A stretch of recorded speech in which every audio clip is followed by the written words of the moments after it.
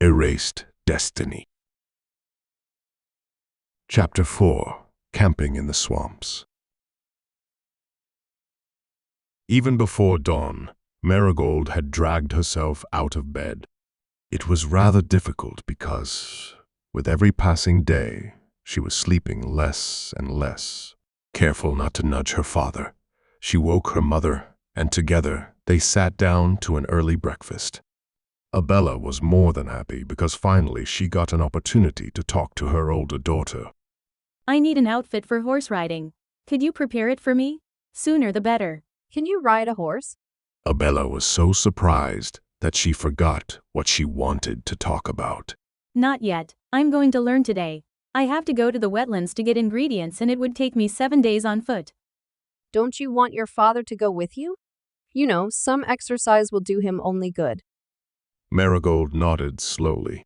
She hoped the alcoholic intoxication wasn't affecting the ability to stay in the saddle, and she wouldn't have to transport her father to the witch doctor.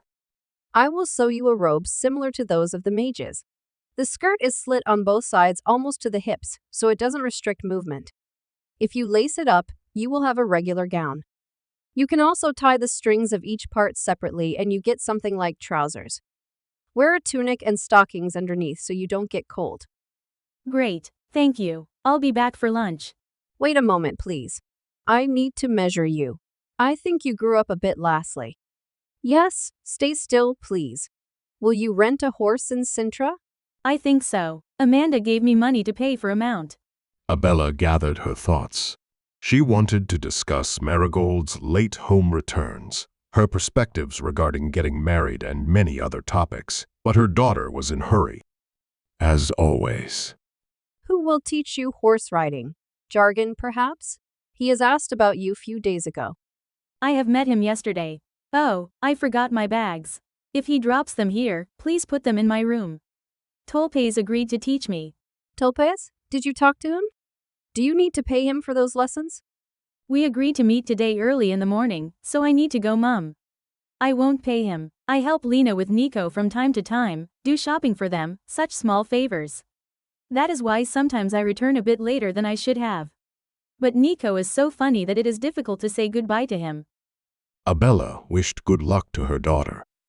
She was more than happy that Merigold took care of Nico, that she was interested in babies.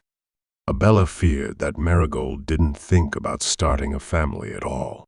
With peace in heart, she prepared breakfast for Rose and Raglan. Merigold ran into the forest, and an extremely sleep-deprived Jargon slipped out of the house. He didn't go to bed at all, to not miss sunrise, the time Merigold usually got up. He discovered that, at that time, the world shimmered in completely different colors than during the day. He yawned and swayed in the saddle, admiring the pale pink sky. Despite the interesting sights, he was surprised that anyone was up at this hour. Through the window, Jargon saw Abella cleaning up, so he rushed to the hunter's hut with all speed. He stopped between the trees, close enough to the cottage to see Merigold sitting on the porch, drinking tea and talking to Lena, who this time had braided her long hair into 2 pigtails and Tolpes saddling a horse for her. The dark brown mount was not one of the dewy ones, but it still towered over Jargon's mare. The boy did not dare to come closer. He was afraid of Merigold's reaction. He preferred to watch the developments from his hiding place. He hoped that Tolpes would go fishing soon. Lena would take care of her child and Merigold would be left alone in front of the house. He calmly waited for an opportunity to talk to his friend and clear all misunderstandings. He didn't want the relation to come to an end. Before Tolpes took the net from the shed, Merigold flew to the ground.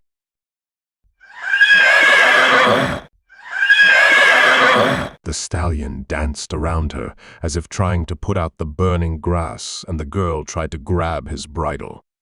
Tolpes rushed to her aid. Before he reached his panicking horse, it galloped towards Wolf's Roam. Jargon jumped on his mare and set off in pursuit. Are you all right? I am sorry. I don't know what happened. Topaz lifted Merigold off the ground. He couldn't believe that his usually calm horse had become so frightened. He looked in the grass for a snake or a dangerous-looking object, but saw nothing of the sort. Everything is fine, don't worry about me, go catch Bolt before it is too late. After several minutes, Jargon and Topaz rode up in front of the house, each on his horse. Both had rather unkempt faces. They exchanged information about horses' aversion to Merigold and came up with some solutions. Try the lunch. After breakfast I'll take you for a ride. I will bring Funnelus for you. It should mask your scent. I think it is due to intensive scent of herbs that horses are afraid of you. In that case, let me change my clothes and wash myself. What is lunge? Jargon will show you. Don't kill yourself, okay? I will be right back. He tied Bolt to a tree and went to the river. Meanwhile, Jargon attached the rope to his mare's bridle and called out to Merigold. He wanted to show her what a lunge is, but she was still shocked after hitting the ground. Her butt hurt a lot. Her dress was dirty and torn in one spot.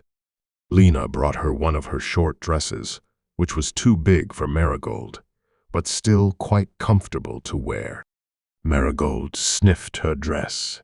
It was difficult to hide the strong scent of herbs and dye blends. Confident that they had discovered the cause of her failures, Merigold stripped down to her underwear and scrubbed herself thoroughly. She washed her clothes as well, and wore Lena's dress over her own tunic underneath. Thus attired, clad in something that smelled familiar to him, Merigold approached Bolt. The horse seemed to ignore Merigold at first, standing calmly with its head hanging down next to the trunk. However, all it took was for Merigold to touch his side for him to spring back violently. Bolt neighed in fear and began to jump chaotically. He acted as if there was not a skinny 12-year-old girl standing next to him, but a fire-breathing beast with 5 heads and 3 tails, covered in spikes and spitting acid. When Topaz returned with the fish and a particularly stinky plant in his hand, he found a Merigold dressed as Lena sitting on the grass, both horses tied to trees, and Jargon digging a hole in the ground. The girl's frustrated face explained the first 2 phenomena to him, but he did not understand the third. Take the reins. When taken out of the water, Funnelus give off a very intense scent. It will mask your own smell. I washed myself, I dressed in Lena's clothes. How can Bolt think that I stink? Something about you bothers horses, that is for sure. Maybe the smell, maybe the look, maybe something else. Some mages frighten them with their mere presence, which is why they ride Pegasi. I am not magical, I cannot cast spells. I didn't cause any magical anomaly in whole my life. Merigold was tired of hearing that she had some magical powers. First adepts, now Topaz. And horses. She remembered her childhood. Merigold and sheep didn't like each other from the very first sight. Fowl kept their distance as well. Maybe that was something wrong with her? But what? Jargon packed soil specimen to a small bag. He thought about a good reason to visit the wetlands, but it required some preparations first. Jargon helped Merigold to mount Bolt and handed her the reins. Topaz fitted the horse with eye flaps. Thus equipped, they strolled around the house. Bolt behaved a little calmer than in the morning, so Topaz let go of the bridle. That little bit of freedom was enough to make Bolt rush ahead, as if he was chased by a herd of ghosts. Merigold fell to the grass. The fall frazzled the girl for a moment, but caused no serious injuries. I give up. Borrow a horse from the House of Magic or some more horse. And don't go to the swamp alone. Sad, lost in her thoughts, Merigold returned home. She told Abella that she collided with a bucket, hence wet clothes. She ate lunch with her family, but did not say a word. After a meal, Merigold went to Sintra, straight to the House of Magic, hoping to find a horse immune to her charm. If not there, she wanted to ask Torden for 2 days horse swap. Merigold sneaked into the stables and approached the manger. The closer Merigold approached, the further the mounts moved away. The black mare snorted when Merigold extended her hand towards her. It was not, however, a friendly snort, or even a warning to a person entering an area occupied by someone else. The mare stood on her hind legs, ready to tackle the intruder. Nice to see you, Goldie. Would you like to learn with us? No, I want to borrow a horse. But it must be one tolerating magical aura. Therefore I came here. Oh, I understand. I'll lend you mine and for free, if you help me pass the exam. My name is Castile. Merigold thought that exceptionally undereducated adepts were taking lessons in Sintra. They searched for the graveyard for 3 days. They didn't know how to behave in the presence of ghosts. They didn't know even the basic facts about them. And now one of them was asking for help, someone who had no idea about magic. Despite being convinced of the futility of the idea, Merigold followed the boy to a small square behind the stables, where someone had conjured up illusions of everyday objects. What's the matter? Task 1. Identify the real object among the illusions. A baby's cradle. It's the only one that doesn't have blurred outlines near the grass. Anything else? Task 2. Conjure up an illusion of a tree. There, by the fence. Merigold smiled and circled 2 circles with her hands. She did not speak the incantation. Nevertheless, a product of her imagination stood before her. The newly formed tree was in no way distinguishable from the real thing. Castile touched the bark and was surprised to find that it was rough. How did you do that? Not even the master creates equally perfect illusions. The birds on the branches? They are singing? Of course. One fails the exam for the absence of birds. All the elements are important: the color of the bark, the shape of the leaves, the opaque contours, the lack of flickering light. Merigold broke off in mid-sentence. How did she know such things? She looked at her hands. She could feel power in them. Are you still saying you're not magical? You have a great talent. Incredible control, like you've been casting spells since birth. I don't know what happened.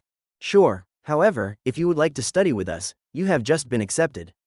Better your result, lower the fee, so better don't bum during the classes. My horse is the white one with a black spot on her neck. Her name is Fable. Thanks. I'll give it back in 3 days. If Castile had walked along with her or led her, he would not have disturbed Merigold. Meanwhile, the boy lurked around the corner, annoyed by his behavior and more by the strange occurrences that increasingly accompanied her. Merigold hid in the shadows. Castile casted light spell, but it didn't work on Merigold.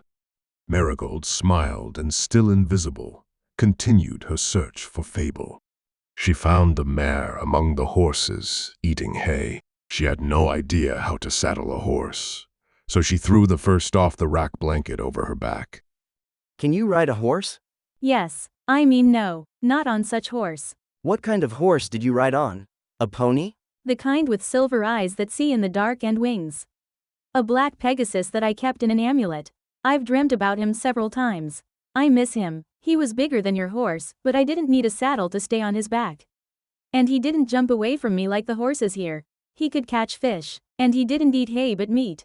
Castile had only seen Pegasi twice in his entire life, and both had ordinary black eyes. He had not delved into the diet of magical creatures, but it seemed to him that Pegasi could not swim, let alone fish.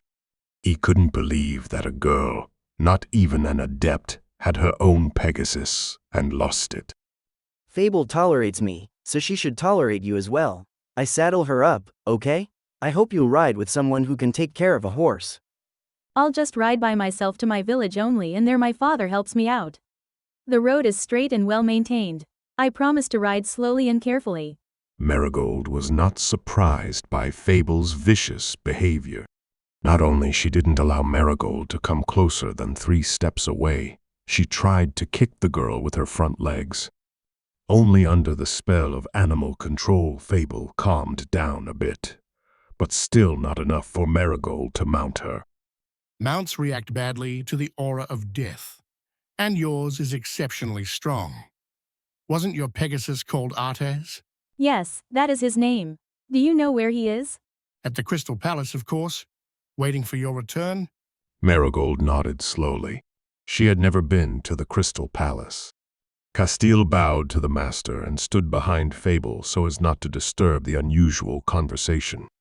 He was reminded of the sentence inscribed above the canteen door, "Don't judge by appearances." The adepts thought the maxim was meant to encourage them to eat unappetizing food, but to Castile it suited the mages he met at school more. From behind his horse, Castile glanced at a confused Merigold. The girl looked at the old mage as if she had seen him somewhere before, once in a different outfit, perhaps younger than he was now. However, she could not remember where or when. Her gray eyes grew darker and darker, and her expression evolved from surprise and uncertainty to annoyance. Do you remember me? Pillis. I used to take part in elimination tournaments before competing in the Eternal City. I lost every single time. Yes. Fire Mage Pillas. The first time you lost to Breeze and asked for private lessons with your highest mage. Apparently, that did not help because the second time, again you lost to Breeze. Some people simply have bad luck. It wasn't just Merigold's manner of speech that had changed. The girl rested her hand on her hip, lifted her chin up a little, and looked at Pillas with such calmness and confidence that the old mage felt like a chastened puppy. His long gray hair did not fit the image Merigold remembered. The girl put her free hand out in front of her and measured, assessed, tried to put the pieces of an unusual puzzle together. If the mage had been a redhead, shorter, shaved his beard, ate less, and in general spent more time casting spells, he could have been Pillas. The scene of the mage being blown outside the arena popped into the girl's head and brought a smile to her face. Breeze was indeed a dangerous opponent. If only she didn't cause so much destruction. In my old age, I built a school here, far from the palace. The 11th gave us more freedom, converted former fortresses into mage outposts. Fewer people live in the palace right now. I bet Zuzu hasn't locked anyone in the dungeon yet. The opposite of Kyle, who imprisoned people for a crooked lawn cut or a badly cooked dinner. I'm glad she sat on the throne. At least we won't all burn to death. When did she take the crown? Merigold's head whirled. She caught hold of the wooden manger as her legs, affected by an unusual weakness, were unable to support her weight. She felt like she was about to vomit on the straw-lined ground. Welcome back, Our Lady. We have missed you.